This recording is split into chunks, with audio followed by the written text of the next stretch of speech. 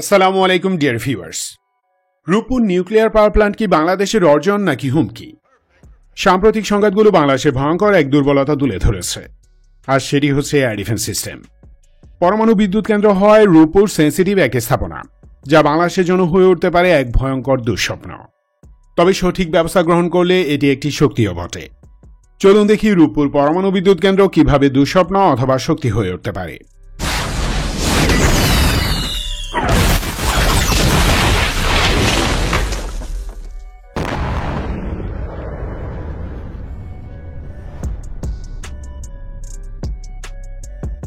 রূপপুর আক্রান্ত হলে দুটি রিয়েক্টরে থাকা নিউক্লিয়ার ফুয়েল রড হবে ক্ষতির মূল কারণ।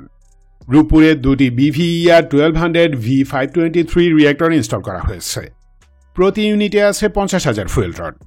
দুটি মিলিয়ে টোটাল 1 লাখ ফুয়েল রড আছে। প্রতিটি রিয়েক্টরে ইউরেনিয়াম ইনভেন্টরি প্রায় 90 টনের সমান, টোটাল 180 টন। এই ইউরেনিয়াম 4.95% সমৃদ্ধ। রিয়েক্টর কোর বিস্ফোরিত হলে 5 থেকে 7 কিলোমিটারের ভিতর সব ধ্বংস হয়ে যাবে। সিভিয়ার ড্যামেজ হবে 5 থেকে 30 কিলো দূর পর্যন্ত। 30 থেকে 50 কিলোমিটার পর্যন্ত দীর্ঘদিন তেজস্ক্রিয় বিকিরণে বিষাক্ত থাকবে। মডারেট বা একটু কম কন্টামিনেশন হবে 100 কিলোমিটার পর্যন্ত।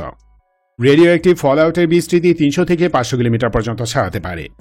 গ্রাউন্ড জিরো থেকে ম্যাক্সিমাম 100 কিলোমিটার পর্যন্ত এরিয়া অনেক বছরের জন্য বসবাসের অযোগ্য হয়ে পড়বে। তবে ডিরেক্টলি আক্রান্ত এলাকা হবে 30 থেকে 50 কিলোমিটারের ভিতর। সো রূপপুরের টোটাল প্রোটেকশন খুবই গুরুত্বপূর্ণ একটি ফ্যাক্টর।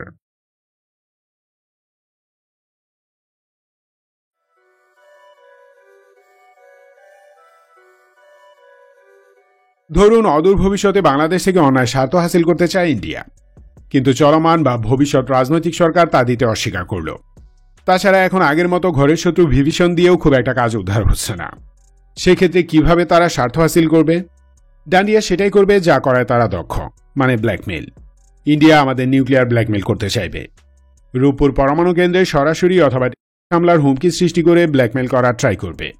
এ ধরনের হামলার হুমকি সহজেই তৈরি করা সম্ভব, কারণ আমাদের যেমন বিশেষ কোনো এয়ার ডিফেন্স নেই, তেমনই নিমকহারাম বেইমানের অভাবও নেই। এরা অর্থ, সম্পদ, রাজনৈতিক আদর্শ ও ক্ষমতার লোভে দেশকে ডান্ডিয়ার হাতে তুলে দেয়। মিলিটারি পয়েন্ট অফ ভিউ থেকে ডান্ডিয়া চাইলেই আমাদের যে কোনো টার্গেটে স্ট্যান্ড অফ অ্যাটাক চালাতে পারে। স্ট্যান্ড অফ অ্যাটাক মানে নিরাপদ দূরত্ব থেকে এয়ার লঞ্চ মিসাইল বা স্মার্ট মিনিশন লঞ্চ করে প্রতিপক্ষের টার্গেট হিট করা। সীমান্ত অঞ্চলে সেফ এয়ার স্পেস থেকে ডান্ডিয়া রূপপুরে স্ট্রাইক করতে পারবে। তা যদি সম্ভব না হয়, তবে কোনো একটি গোষ্ঠীর দ্বারা হামলার হুমকি সৃষ্টি করতে পারে। দেশদ্রোহী শক্তি ঘরে তৈরি কামিকাজি ড্রোন দিয়ে সেখানে হামলা চালাতে পারে। এ কাজের জন্য আওয়ামী লীগের অনেক ওয়ার্কেই পাবে তারা। তাদেরকে প্রয়োজনীয় ট্রেনিং, গোয়েন্দা তথ্য এবং অর্থ সরঞ্জাম দিয়ে প্রস্তুত করে বাংলাদেশে পাঠাবে ডান্ডিয়া। তারপর উপযুক্ত সময়ে এমন একটা ম্যানিউভার করবে যেন রূপপুর নিউক্লিয়ার পাওয়ার প্ল্যান্টে টেররিস্ট অ্যাটাকের থ্রেট তৈরি হয়। নিজেরা সরাসরি ইনভলভ না হতে চাইলে ডান্ডিয়া এটাই করবে, কিছু সন্ত্রাসী লেলিয়ে দিবে। আওয়ামী লীগ ছাড়াও ডান্ডিয়ান গোয়েন্দা সংস্থা এদেশে কয়েকটি ধর্মীয় গোষ্ঠী পোষে। তাদের কোনো একটিকে দিয়ে এমন থ্রেট তৈরি করা সম্ভব। তারপর সবার অলক্ষ্যে কূটনৈতিক পর্যায়ে ব্ল্যাকমেল করে তাদের অন্যায় স্বার্থ হাসিল করে নিবে। যুগ যুগ ধরে ডান্ডিয়া এটাই করে আসছে। এতে তারা দক্ষ হয়েছে আর্লি মিলেনিয়ামে মোসাদের হাতে। ডান্ডিয়ানদের জন্য সেই সুযোগ দিয়ে গেছে তৎকালীন ইসরায়েলি প্রধানমন্ত্রী এরিয়েল শ্যারন। পাবনার রূপপুর থেকে ডান্ডিয়া সীমান্ত মাত্র 31 কিলোমিটার দূরে। সীমান্তের আরও 20 কিলোমিটার ভিতর থেকে যে কোনো ডান্ডিয়ান এয়ারক্রাফট রূপপুরে স্ট্যান্ড অফ মিসাইল বা স্মার্ট বোমা দিয়ে টার্গেট করতে সক্ষম। আমাদের টপ এয়ার ডিফেন্স হল FM-90। এর ম্যাক্সিমাম রেঞ্জ 15 কিলোমিটার, কিন্তু মিসাইলের মতো দ্রুতগামী টার্গেটের ক্ষেত্রে এই range maximum 10 kilometre. FM-90 detection range max 25 kilometre. ওদিকে ডান্ডিয়া স্ট্যান্ড অফ অ্যাটাক রেঞ্জ কয়েকশো কিলোমিটার, মানে 400-500 কিলোমিটার দূর থেকে এয়ার লঞ্চ মিসাইল দিয়ে হামলা করতে পারবে তারা। ওদের আকাশসীমার অনেক ভিতর থেকে মিসাইল লঞ্চ করে এয়ারক্রাফট ফিরে যাবে, আর সেই মিসাইল আমাদের আকাশে ঢোকার কয়েক সেকেন্ড পর আমরা টের পাবো, কারণ FM-90 ডিটেকশন রেঞ্জই কম। সো ডান্ডিয়া যদি রূপপুরে কোভার্ট এয়ার অ্যাটাকও চালায়, আমরা তা টের পাবো না। মানে ডান্ডিয়ান এয়ারফোর্স তাদের আকাশসীমার ভিতর থেকে মিসাইল লঞ্চ করে ফিরে যাবে। সেই মিসাইল আমাদের টার্গেটে হিট করার আগেই এয়ার স্পেস থেকে ডান্ডিয়ান ফাইটার জেট উধাও। আমরা যদি মিসাইলের লঞ্চ পয়েন্ট এবং ফ্লাইট পাথ ট্র্যাক করতে না পারি, তাহলে দিল্লিকে কোনো দোষও দিতে পারবো না। যে কোনো অভিযোগের বিপরীতে মিনিমাম প্রমাণ লাগে। এক্ষেত্রে ট্র্যাকিং ডেটা সেই প্রমাণ। তবে হ্যাঁ, Pabna area ground master 403 air surveillance রাডারের কাভারেজে আছে, তাই আমরা জানতে পারবো যে ডান্ডিয়া রূপপুর টার্গেট করছে। কিন্তু প্রশ্ন হলো, অ্যাটাক শনাক্ত করলেও আমাদের এয়ার ডিফেন্স কি পারবে তা ঠেকাতে? 2-3টি মিসাইল হলে হয়তো ওভারশট করে তা ঠেকানো যাবে, কিন্তু স্যাচুরেটেড অ্যাটাক হলে তা ঠেকানোর সাধ্য আমাদের নেই। স্যাচুরেটেড অ্যাটাক মানে একটি স্পেসিফিক টার্গেটে অনেকগুলো মিসাইল, বোমা বা ড্রোন দিয়ে হামলা চালানো। এ ধরনের স্যাচুরেটেড অ্যাটাকে দুর্বল এয়ার ডিফেন্স সিস্টেম কোলাপস করবে নিশ্চিত। ইরানি মিসাইল ও ড্রোনের স্যাচুরেটেড অ্যাটাকে ইসরায়েলি এবং আমেরিকান এয়ার ডিফেন্স সিস্টেম কাহিল হয়ে গেছে। সেখানে আমাদের সভেদন নীলমণি FM-90 অক্কা পাবে। তবে আভ্যন্তরীণ হামলার বিষয়টি ম্যানেজিয়েবল যদি পূর্ব প্রস্তুতি থাকে। সুতরাং আমরা বলতে পারি পর্যাপ্ত এয়ার ডিফেন্স ও এয়ার পাওয়ার ছাড়া রূপপুর পরমাণু বিদ্যুৎ কেন্দ্র আমাদের জন্য একটি হুমকি হতে পারে।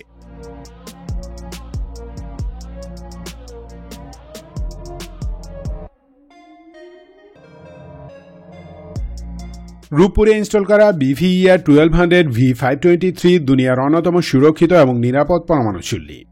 ব্রিফলি বললে, রূপপুর পরমাণু বিদ্যুৎ কেন্দ্রে যে রিঅ্যাক্টর বা চুল্লি ইনস্টল করা হয়েছে তার অ্যাক্টিভ ও প্যাসিভ এই দুই ধরনের প্রোটেকশন সিস্টেম আছে, যা সামরিক আক্রমণ থেকে রিঅ্যাক্টরকে অনেকখানি সুরক্ষিত রাখবে।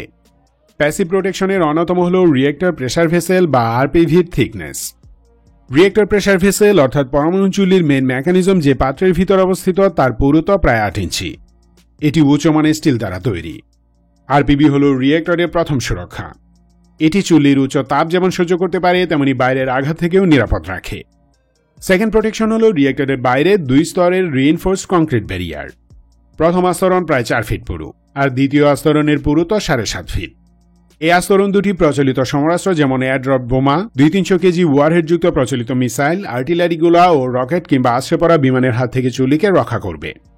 এছাড়াও নানা রকম ডিটেকশন সিস্টেম আছে যা লাস্ট মোমেন্টে হলেও যেকোনো মিলিটারি অ্যাটাক শনাক্ত করতে সক্ষম।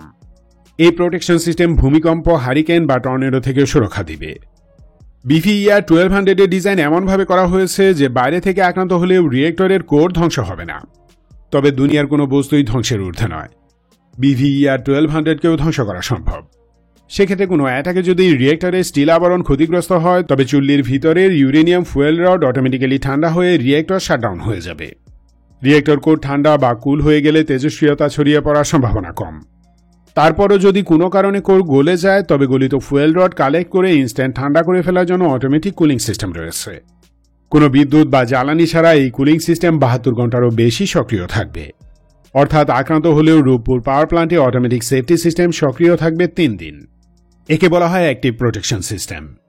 তাছাড়া রেগুলার মিসাইল বা বোমা দিয়ে রূপপুরের পরমাণু চুল্লির তেমন কোনো ক্ষতি করা যাবে না। এজন্য দরকার স্পেশালাইজড বাংকার বাস্টার বোমা অথবা বড় ধরনের ব্যালিস্টিক মিসাইল হামলা।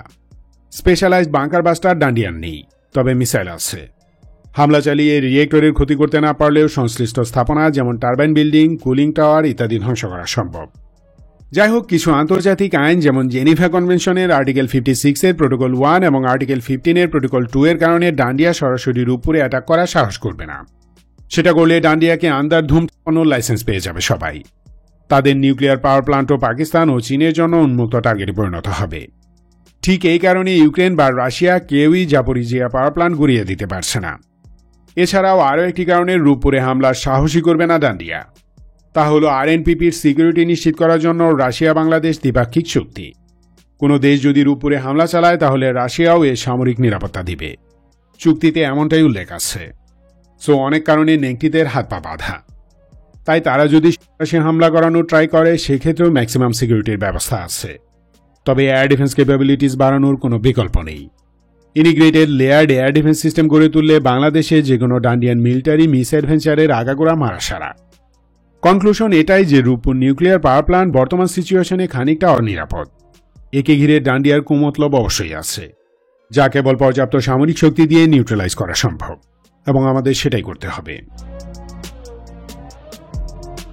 ধন্যবাদ ভিডিওটি শেষ পর্যন্ত দেখার জন্য। সতর্ক ও সুস্থ থাকুন, দেশকে ভালোবাসুন, বাংলাদেশ চিরজীবী হোক।